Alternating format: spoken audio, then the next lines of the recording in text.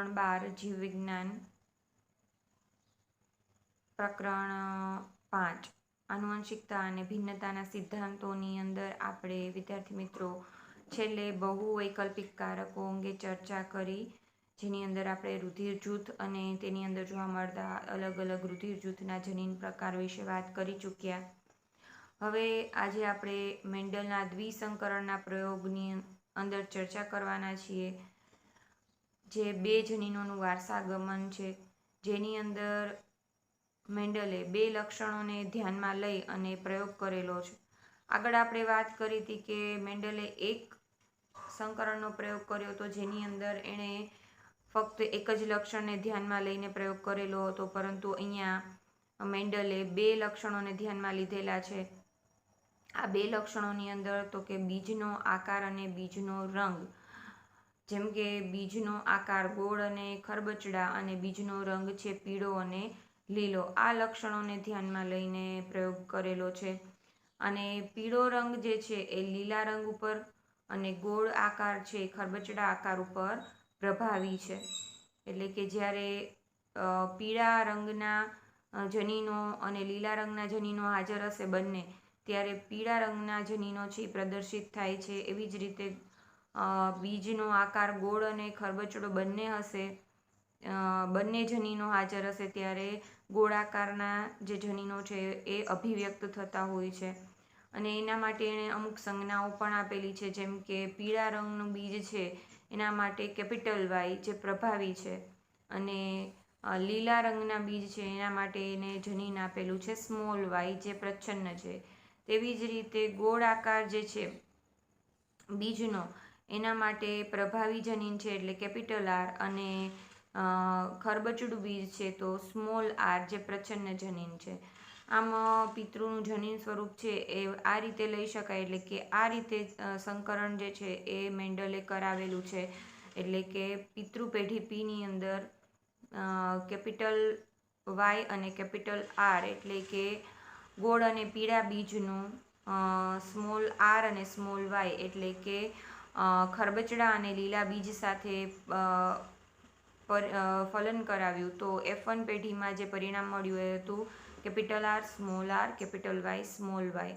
અને ફરીથી F1 પેઢીના સભ્યો વચ્ચે સ્વફલન કરાવવામાં આવ્યું, તો એની અંદર જે પરિણામ જોવા મળ્યું એ કંઈક આ પ્રકારે હતું: 9:3:3:1. એટલે કે 9 બીજ એવા હતા કે જે ગોળ અને પીળા હતા, 3 બીજ એવા હતા કે જે ખરબચડા અને પીળા, 3 બીજ છે એ ગોળ અને લીલા, અને 1 છે એ ખરબચડા અને લીલા. એટલે કે મેન્ડલે પ્રયોગ કર્યો તો એને એવું હતું કે જે એક સંકરણની અંદર જે રિઝલ્ટ જોવા મળ્યું 3:1નું, એ જ રિઝલ્ટ કદાચ દ્વિસંકરણના પ્રયોગની અંદર જોવા મળવું જોઈએ. એટલે કે દ્વિસંકરણના પ્રયોગમાં 3 બીજ જે છે એ ગોળ અને પીળા હોવા જોઈએ, અને 1 બીજ જે છે ખરબચડું અને લીલું હોવું જોઈએ, પરંતુ એનું એ પરિણામ જે છે જોવા મળ્યું ન હતું. એના બદલે 9:3:3:1નું પરિણામ છે એ દ્વિસંકરણના પ્રયોગની અંદર જોવા મળ્યું. હવે અહીંયા તમે ચાર્ટ દ્વારા થોડીક માહિતી મેળવી શકો, જેમ કે ગોળ અને પીળા બીજ અને ખરબચડા લીલા બીજ જે છે પિતૃ પેઢી પીની અંદર, એ બંને વચ્ચે જ્યારે સંકરણ કરાવવામાં આવે છે ત્યારે F1 પેઢીની અંદર કયા બીજ મળે છે, તો કે કેપિટલ આર સ્મોલ આર. કયા જનીન મળે છે, તો કે capital R small R capital Y ને સ્મોલ વાય. પણ અહીંયા આપણે વાત કરી હતી આગળ એ રીતે કે ગોળ જે છે એ બીજ પ્રભાવી છે ખરબચડા બીજની સામે, અને પીળા છે એ લીલા સામે પ્રભાવી છે. એટલે અહીંયા બંનેમાં કેપિટલ આર અને કેપિટલ વાય હાજર હોવાના કારણે પેલા પ્રચ્છન્ન જનીન છે એ અભિવ્યક્ત થતા નથી. એટલે દેખાવ સ્વરૂપ ત્યાં કેવું જોવા મળે છે, તો કે ગોળ અને પીળા બીજ જ જોવા મળે છે. હવે F1 પેઢીના સભ્યો વચ્ચે જે છે એ સ્વફલન કરવામાં આવે છે ત્યારે ત્યાં જે જન્યુઓ દાખલ થાય છે એ 4 પ્રકારે હોય છે. વિદ્યાર્થી મિત્રો તમે જોઈ શકો છો જન્યુઓ બંને બાજુ, જેની અંદર પહેલું કેપિટલ આર કેપિટલ વાય, પછી કેપિટલ વાય અને સ્મોલ આર, પછી કેપિટલ આર અને સ્મોલ વાય અને સ્મોલ આર સ્મોલ વાય બંને બાજુ. એટલે એક બાજુ જે છે એ માદા જન્યુ અને એક બાજુ છે નર જન્યુ. હવે એ બંને વચ્ચે જ્યારે સ્વફલન કરવામાં આવે છે ત્યારે F2 પેઢીની અંદર જે પરિણામ જોવા મળે છે એની અંદર તમને રિઝલ્ટ આ પ્રકારે આપેલા છે, બરાબર છે. એમાં તમે જોઈ શકશો કે 9 બીજ એવા હશે કે જે ગોળ અને પીળા છે, 3 છે એ ગોળ અને લીલા છે, 3 બીજ એવા છે જે ખરબચડા અને પીળા છે અને એક એવું છે કે જે ખરબચડું અને લીલું છે. એટલે આ રીતનું પરિણામ જે છે જોવા મળે છે. આ દ્વિસંકરણના પ્રયોગનું જે છે પરિણામ જે છે દેખાવ સ્વરૂપનું પરિણામ તમે જોઈ શકો છો. પરંતુ તમને એક પ્રશ્ન પણ પૂછેલો છે કે જનીન સ્વરૂપ પ્રમાણ જે છે એ કેવું, જનીન પ્રમાણ છે એ કેવું હોઈ શકે. દેખાવ સ્વરૂપ તો 9:3:3:1 છે, પરંતુ જનીન સ્વરૂપ, જનીન પ્રમાણ છે એ દ્વિસંકરણના પ્રયોગનું કેવું હોઈ શકે. તો એ જે છે એ તમારે શોધવાનું રહે. એટલે કે કેટલા પ્રકારના જનીનો જે છે એ જોઈ શકાતા હોય છે. તો તમે એની અંદર પ્રમાણ જે છે એ આગળ પણ આપણે વાત કરીશું. એની અંદર 1:1:1:1:4:2:2:2:2 એટલે આ રીતનું પરિણામ જે છે એ જનીન સ્વરૂપનું જોઈ શકાતું હોય છે. આગળ આપણે મુક્ત વહેંચણીના નિયમની વાત કરીએ, એની અંદર આપણે વાત કરવાના જ છીએ એના વિશે. તો દ્વિસંકરણના પ્રયોગના આધારે મેન્ડલે મુક્ત વહેંચણીનો નિયમ જે છે આપેલો છે. મુક્ત વિશ્લેષણનો નિયમ અથવા મુક્ત વહેંચણીનો નિયમ જે છે એ શું કહેવા માંગે છે, તો કે જ્યારે કોઈ સંકરણમાં લક્ષણોની 2 જોડ લેવામાં આવે છે ત્યારે કોઈ એક જોડનું લક્ષણ બીજી જોડના લક્ષણથી સ્વતંત્રપણે વિશ્લેષણ પામતું હોય છે. એટલે આગળ આપણે વાત કરી એ રીતે કે જે જન્યુઓ દાખલ થાય છે જનનકોષની અંદર, ત્યારે એ બધા જ જન્યુઓ જે છે જે કેપિટલ R હોય, સ્મોલ r હોય, કેપિટલ Y હોય, સ્મોલ y હોય, બધા જ જન્યુઓ જે છે દાખલ થાય છે. એટલે કે ખાલી એવું રિઝલ્ટ નથી જોવા મળતું કે capital R, capital Y, small r, small y, પરંતુ કેપિટલ R સાથે સ્મોલ y પણ છે અને સ્મોલ r સાથે કેપિટલ Y પણ છે. એટલે કે બધા જ પ્રકારના જન્યુઓ જે છે એ એકબીજાથી મુક્ત રીતે વિશ્લેષણ પામે છે. ત્યાં બધા જ જન્યુ છે જનનકોષની અંદર દાખલ થાય છે. એવું નથી કે કોઈ એક જન્યુ જે છે એ બાકી રહી જતું હોય. એટલે કે અહીંયા બધા જ જન્યુઓ છે મુક્ત રીતે વિશ્લેષણ પામે છે દ્વિસંકરણના પ્રયોગની અંદર. એક સંકરણના પ્રયોગની અંદર વિશ્લેષણનો નિયમ જે આપ્યો હતો અને પ્રભાવિતાનો જે નિયમ આપ્યો હતો એ નિયમ જે છે એક સંકરણના પ્રયોગના આધારે છે અને અહીંયા મુક્ત વહેંચણીનો નિયમ છે એ દ્વિસંકરણના પ્રયોગના આધારે મેન્ડલે આપેલો છે.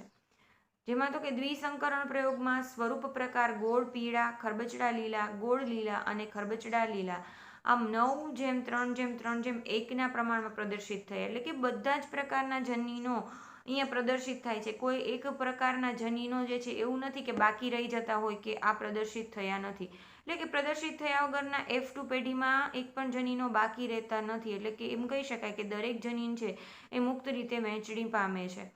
આ પ્રમાણને 3 પીળા અને 1 લીલા સાથે અને 3 ગોળ અને 1 ખરબચડાની શ્રેણીમાં વ્યુત્પન્ન કહી શકાય. અને વ્યુત્પન્ન નીચે પ્રમાણે, એટલે કે 3 ગોળ, 1 ખરબચડા અને 3 પીળા અને 1 લીલા તો ગોળ, 9 ગોળ. એટલે કે 9 ગોળ મળશે અને પીળા 3 ખરબચડા પીળા અને 3 ગોળ લીલા એમ 1 ખરબચડા લીલા. એટલે રીતે 9:3:3:1 પ્રમાણ જે છે એ મળી શકતું હોય છે. એટલે કે 1 ગોળ પીળા, પછી 3 જે છે એ ખરબચડા પીળા, 3 છે એ ગોળ લીલા અને 1 છે ખરબચડા લીલા. આ રીતનું 9:3:3:1 પ્રમાણ મળી શકે છે. આમ દ્વિસંકરણના પ્રયોગની અંદર 2 વિરોધાભાસી લક્ષણો ધરાવતા છોડના વચ્ચે સંકરણના પરિણામ પર મેન્ડલે જે નિયમ રજૂ કર્યો એને મુક્ત વહેંચણીના નિયમ તરીકે ઓળખવામાં આવે. એટલે કે દ્વિસંકરણના પ્રયોગના આધારે રજૂ કર્યો.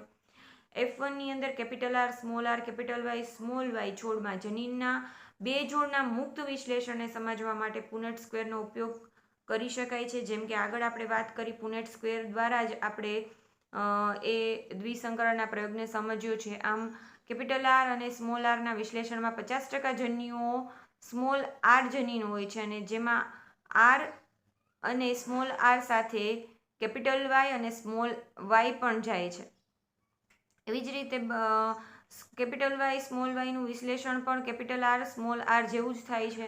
એટલે કે અહીંયા બંને જન્યુઓ જે છે એ બધા જન્યુઓ જે છે એ મુક્ત રીતે વહેંચણી પામે છે. એટલે કે એવું નથી, કેપિટલ આર સાથે સ્મોલ વાય પણ હોય છે અને કેપિટલ વાય પણ હોય છે. એવી જ રીતે સ્મોલ આર સાથે કેપિટલ વાય પણ હોય છે અને સ્મોલ વાય પણ હોય છે.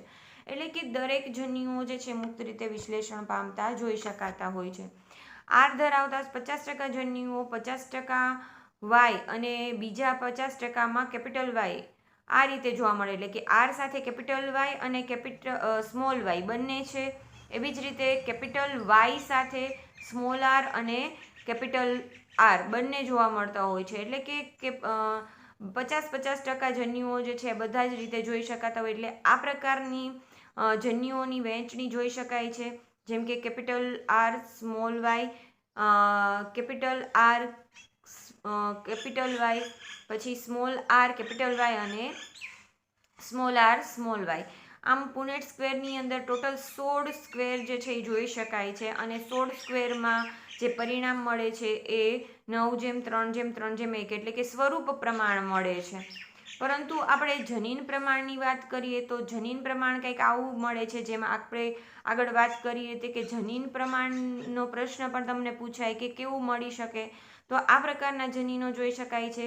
બંને કેપિટલ આર અને બંને કેપિટલ વાય, તો એવા એક જ જનીન પ્રમાણ છે. ગોળ અને પીળા સમયુગ્મી બીજ છે. પછી કેપિટલ આર સ્મોલ આર બંને કેપિટલ વાય, એટલે કે બે સમયુગ્મી પીળા અને વિષમયુગ્મી ગોળ એવા બે મળે છે. પછી એવી જ રીતે કેપિટલ આર બંને અને કેપિટલ વાય સ્મોલ વાય એની અંદર બે છે. પછી 4 જે છે એ એવા મળે છે કે જેનું જનીન પ્રમાણ આવું છે. Capital R small R capital Y small Y. અને એક એવું બીજ છે જેમાં બંને સ્મોલ આર અને બંને કેપિટલ વાય. પછી બે એવા છે કે જેમાં બંને સ્મોલ આર અને કેપિટલ વાય સ્મોલ વાય.